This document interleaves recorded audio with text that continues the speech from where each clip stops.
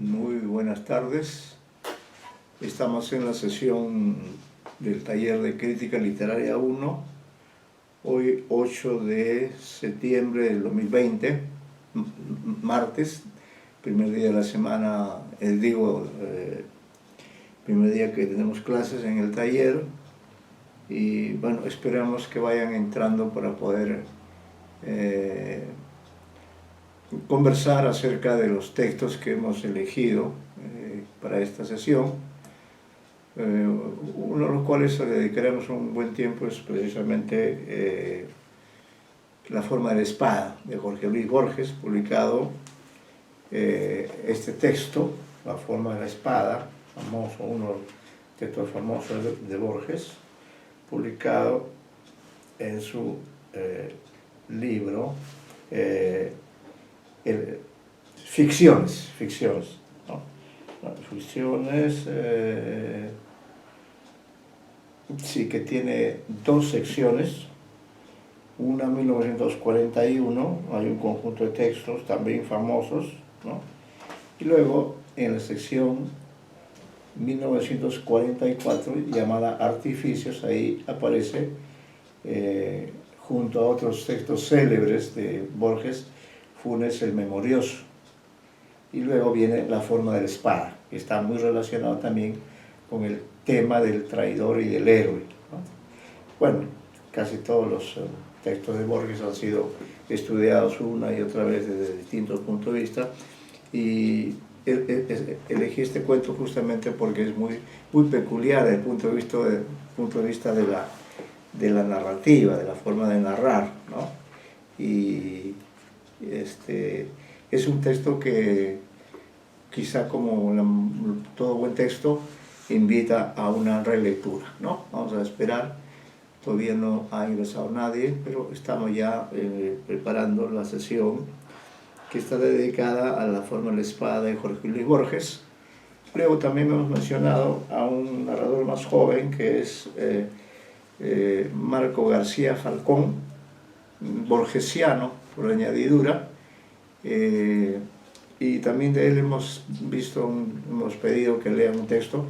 Vamos a comprobar ahora si es que lo han conseguido o no. Es un texto extenso al que creo que le dedicaremos nuestro tiempo a partir del día jueves, ¿no? Si es que hoy nos concentramos en el texto de Borges. Así que vamos a esperar la llegada de los jóvenes. Hoy a las 5, sí, ya estamos, sí, prácticamente a las 5 de la tarde vamos a comenzar esta sesión ya en sus fases finales. No olviden ustedes, ya tienen un calendario de entrega de sus trabajos finales, ¿no? Que consisten, como ustedes recordarán, en una reseña acerca de la novela Mi monstruo sagrado, que es una de las novelas que se ha publicado durante este 2020, y seguramente habrá más de alguna crítica, ¿no? Entonces, damos la bienvenida a la señorita Bustíos por su puntualidad. Muchas gracias, adelante. Vamos a hacer que todos intervengan, ya que ya en esta parte del curso, luego de haber trabajado con varios textos en poesía, en cuento, en ensayo, estamos ahora volviendo otra vez a algunos textos que de una u otra forma se vinculan a la crítica literaria, al oficio que tratamos de incentivar en este curso. Así que en ese sentido, La forma de la espada nos pareció que es un texto que puede ser visto desde diferentes perspectivas, ¿no? Así que vamos a esperar a ingresar la señorita Bustíos, está siempre puntual. Vamos a ir, si es, todavía no podemos comenzar, pues hay una sola persona, vamos a esperar que ingresen algunos más a fin de poder trabajar en grupo mediante un diálogo constante acerca de este cuento de Borges, La forma de la espada, ¿no? Si nos alcanza el tiempo, haremos una breve introducción al cuento El cazador invisible, que es un cuento a la vez borgesiano y ribeiriano también, ¿no? Porque Ribeiro tiene un libro que se llama precisamente La caza sutil, y este es el cazador invisible. Hay una cierta cercanía en cuanto a los conceptos que figuran en un cuento Rivero y en este cuento de Marco García Falcón. Es un narrador más joven, por eso nos interesaba también ver la influencia que ha ejercido Borges en muchos escritores, aunque he estado leyendo un libro bastante polémico sobre Borges. Ya tendremos oportunidad de comentarlo en la próxima clase.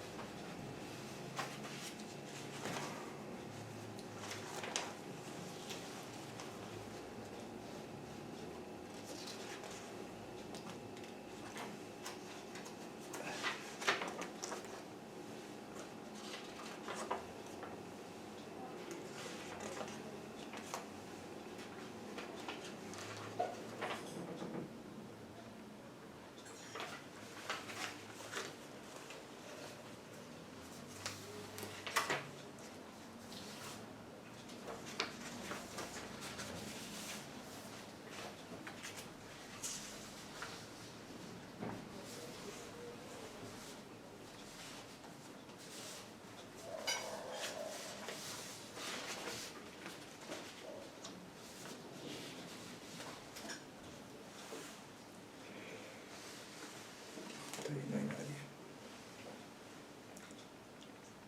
Voy a ir leyendo el cuento, ¿no? Claro. Como es breve.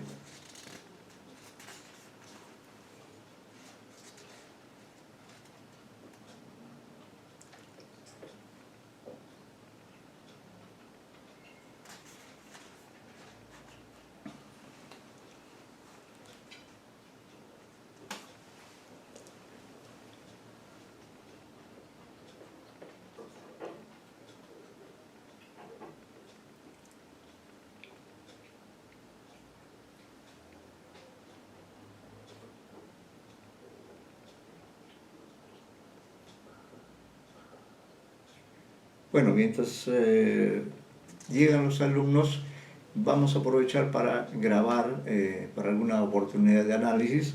Vamos a leer el texto, que no es muy extenso, que digamos, de modo que así también recordamos los detalles en el momento del análisis. Entonces lo voy a leer en esta edición que tengo aquí. La forma de la espada. Dice: le cruzaba la cara una cicatriz rencorosa, un arco ceniciento y casi perfecto, que de un lado ajaba la sien y del otro el pómulo. Su nombre verdadero no importa. Todos en Tacuarembó le decían el inglés de la Colorada. El dueño de esos campos, Cardoso, no quería vender. He oído que el inglés recurrió a un imprevisible argumento. Le confió la historia secreta de la cicatriz. Esa es, digamos, la cuestión fundamental. El inglés venía de la frontera de Río Grande del Sur. No faltó quien dijera que en el Brasil había sido contrabandista. Los campos estaban empastados, las aguadas amargas. El inglés, para corregir esas deficiencias, trabajó a la par de sus peones. Dicen que era severo hasta la crueldad, pero escrupulosamente justo. Dicen también que era bebedor. Un par de veces al año se encerraba en el cuarto del mirador y emergía a los 2 o 3 días como de una batalla o de un vértigo pálido, trémulo, azorado y tan autoritario como antes. Recuerdo los ojos glaciales, la enérgica flacura, el bigote gris. Estamos leyendo el relato. No se daba con nadie. Es verdad que su español era rudimental, abricelerado. Fuera de alguna carta comercial o de algún folleto, no recibía correspondencia. La última vez que recorrí los departamentos del norte, una crecida del arroyo de Caraguatá me obligó a hacer noche en La Colorada. A los pocos minutos creí notar que mi aparición era inoportuna. Procuré congraciarme con el inglés. Acudí a la menos perspicaz de las pasiones, al patriotismo. Dije que era invencible un país con el espíritu de Inglaterra. Mi interlocutor asintió, pero agregó con una sonrisa que él no era inglés, era irlandés de Dungarvan. Dicho esto, se detuvo como si hubiera revelado un secreto. Salimos después de comer a mirar el cielo. Había escampado, pero detrás de las cuchillas el sur, agrietado y rodeado de relámpagos, urdía otra tormenta. En el desmantelado comedor el peón que había servido la cena trajo una botella de ron. Bebimos largamente en silencio. No sé qué hora sería cuando advertí que yo estaba borracho. No sé qué inspiración o qué exultación o qué tedio me hizo aumentar la cicatriz. La cara del inglés se demudó. Durante unos segundos pensé que me iba a expulsar de la casa. Al fin me dijo con su voz habitual: le contaré la historia de mi herida bajo una condición, la de no mitigar ningún oprobio, ninguna circunstancia de infamia. Asentí. Esta es la historia que contó, alternando el inglés con el español y aún con el portugués. Y ahí comienza este narrador, que supuestamente era un inglés, pero en realidad era un irlandés. Hacia 1922, en una de las ciudades de Connaught, yo era uno de los muchos que conspiraban por la independencia de Irlanda. De mis compañeros, algunos sobreviven dedicados a tareas pacíficas, otros paradójicamente se baten en los mares o en el desierto bajo los colores ingleses. Otro, el que más valía, murió en el patio de un cuartel en el alba, fusilado por hombres llenos de sueño. Otros, no los más desdichados, dieron con su destino en las anónimas y casi secretas batallas de la guerra civil. Éramos republicanos, católicos, éramos, lo sospecho, románticos.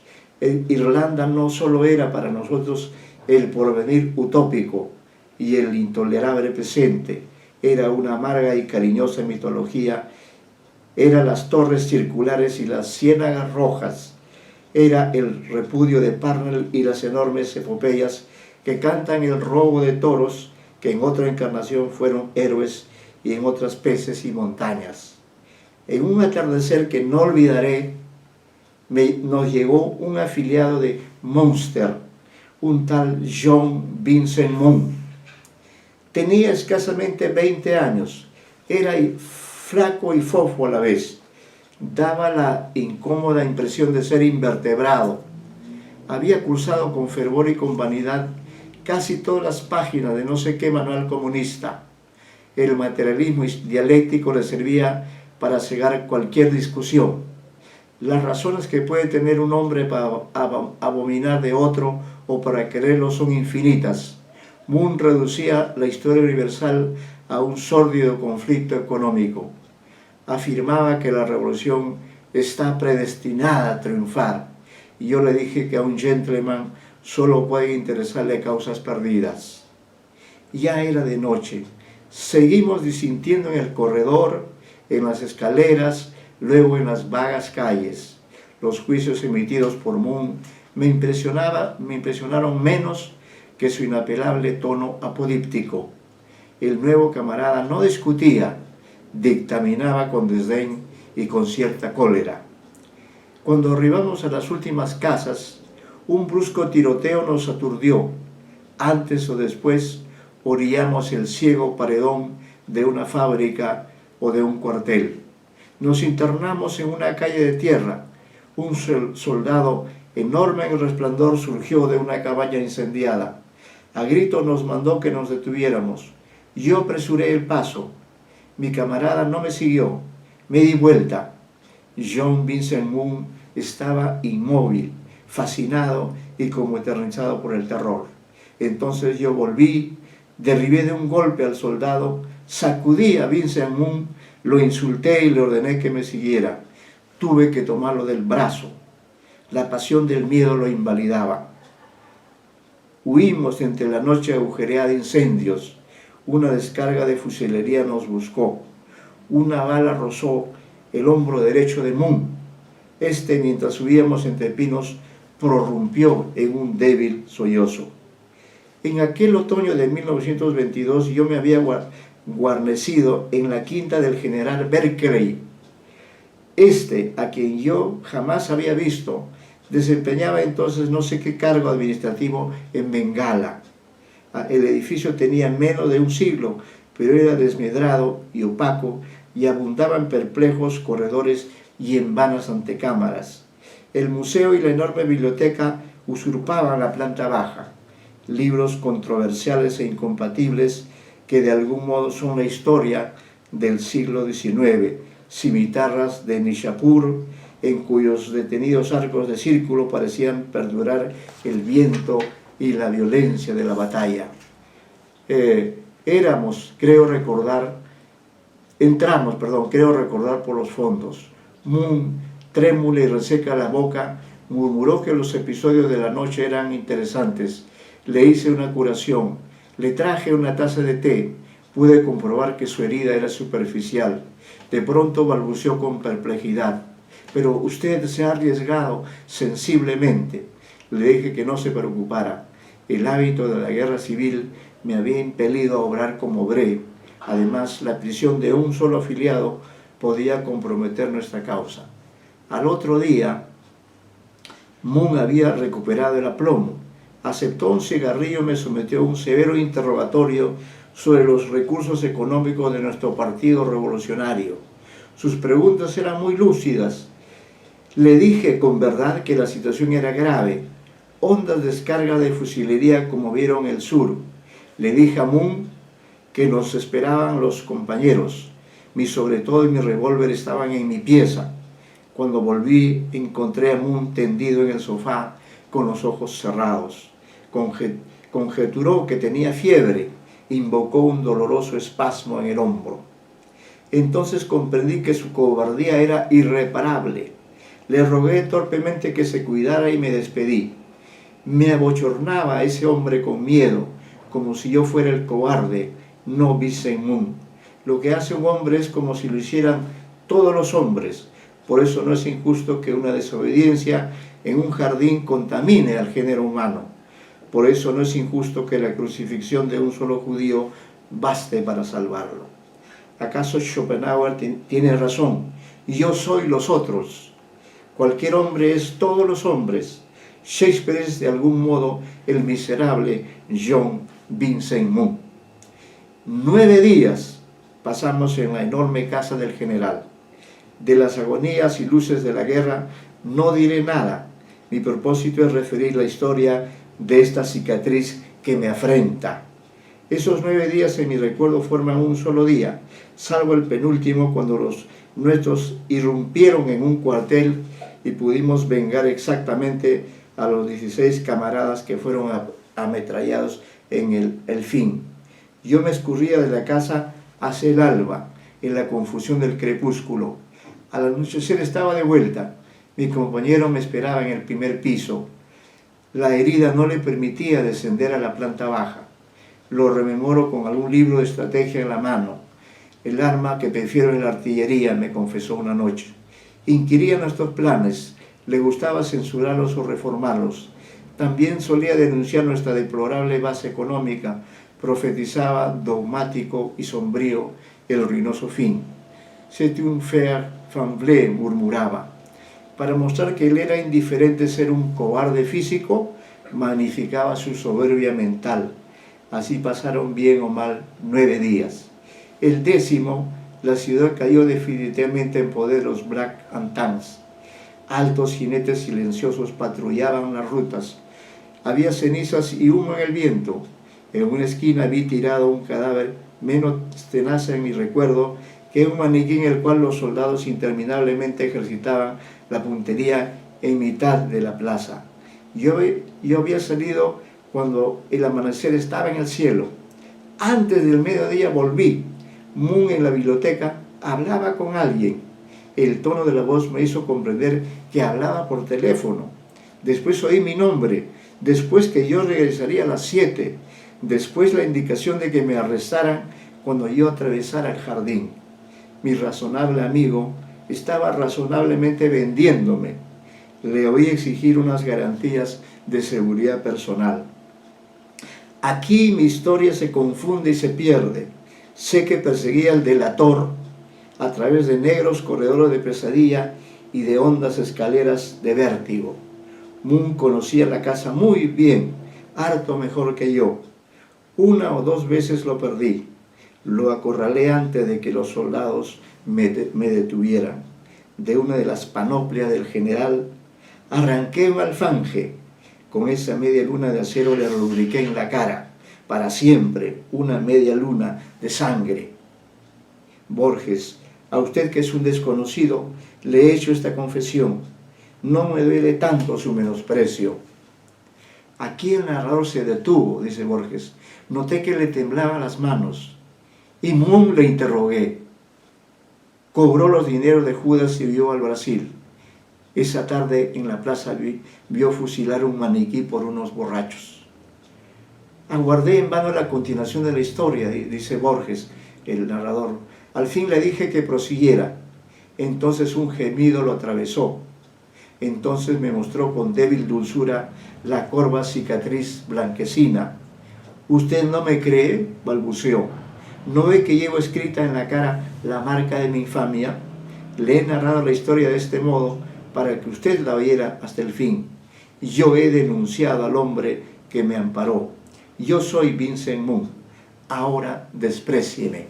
Bueno, hemos hecho la lectura completa del breve texto de Borges, La forma de la espada, para poder conversar acerca de diferentes aspectos de este interesante relato que Borges nos ofrece como una oportunidad de ejercitar nuestras habilidades en el análisis de los textos narrativos, ¿no? Ya sabemos que Borges trata de todos los temas, ubica a sus personajes en diferentes partes del mundo, hace juegos en el tiempo, en el espacio, recurre a una serie de estrategias narrativas, y creo que eso es lo que ocurre en La forma de la espada. De manera que vamos a ver quiénes están presentes para que puedan participar con sus aportes acerca de este interesante relato de Borges. La señorita Mayra Bustíos está presente.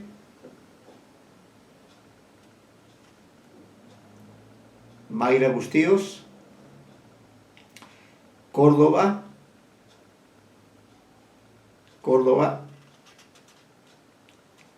De la Cruz.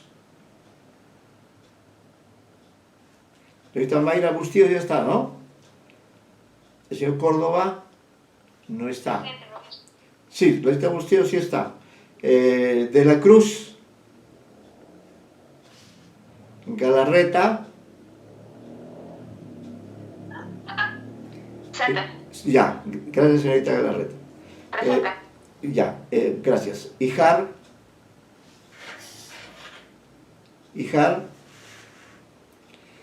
Guamán.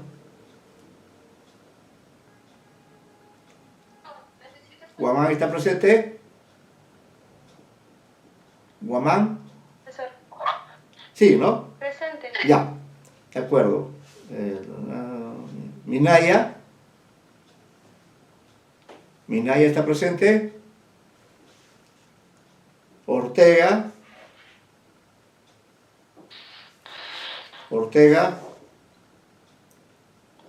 Puchoc. Retamoso.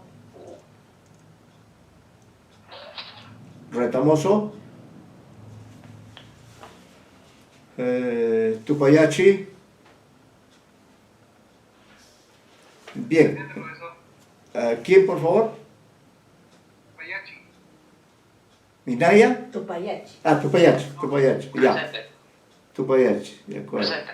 Ya, Tupayachi presente. ¿El señor Retamoso también? No, Minaya, presente. Ah, Minaya, ya, correcto, Minaya. Bien. Bueno, a ver, comenzaremos con el señor Minaya. Señor Minaya, ¿cuáles son algunos de sus comentarios acerca de este relato, La forma de la espada? Que usted, que ya hemos analizado varios ejemplos, pero usted que ha leído seguramente no solo este, sino otros relatos de Borges, ¿qué comentario le suscita este relato, La forma de la espada, que hemos aprovechado los minutos que ustedes no llegaban para poder leerlo y poder tener más a la mano los elementos del relato, porque en un relato todo es importante, ¿no? ¿Cuáles serían sus observaciones o aportes sobre este relato? Señor Minaya. Bueno, en el texto de Borges se puede apreciar una técnica que produce dos lecturas. Ajá. La primera es la historia en inglés, que cuenta sobre la historia de John Vincent Monk. Ajá. Y la segunda es cuando ya sabes que él es Vincent Monk. Y por eso y que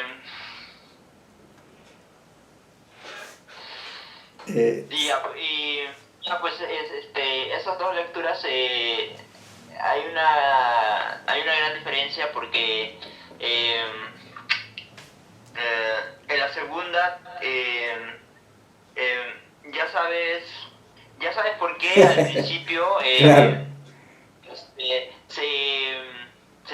se caracteriza el personaje de una manera legendaria y curiosa. Ajá. Por ejemplo, cuando el inglés le convence al dueño Ajá. sobre la historia de la cicatriz para que lo vendiera. Así es. Y también y también el asunto de por qué se tomaba ciertos, regresaba como si hubiera salido de una batalla. Se embriagaba, ¿no? Con cierta frecuencia. Muy bien, como usted dice, este relato, bien lo dice usted, obliga a dos lecturas, ¿no? La primera vez que uno lo lee, bueno, sigue habitualmente el ritmo de la prosa, va viendo cuál es el desarrollo de la historia, los personajes van apareciendo, y lo importante además es que en este relato de Borges se utiliza también la técnica del relato dentro del relato, ¿no? Con ese final que sorprende a todos los lectores, ¿no? Por eso creo que es pertinente, como usted señala, hablar de un texto que para el lector tiene esta doble significación. La primera lectura siempre va a sorprender al lector. En cambio, ya en la segunda lectura, el lector está más atento, ¿no? Y ya puede captar mejor los trucos a los que ha recurrido Borges, en el buen sentido del término, por cierto, los trucos a los cuales ha recurrido este narrador, ¿no? Para hacernos creíble esta historia que tiene una serie de temas que son recurrentes dentro de la narrativa de Borges. Muy bien. Señorita... La lectura es... Sí. La lectura se parece al amigo Braulio, ¿no? Cuando el Roque Rocas le dice al editor, le presenta algo que su trabajo, diciendo que es de otro. Ajá. Eso hace lo mismo el inglés Vincent Monk, para que Borges escuche su relato hasta el final. Así es. Ajá.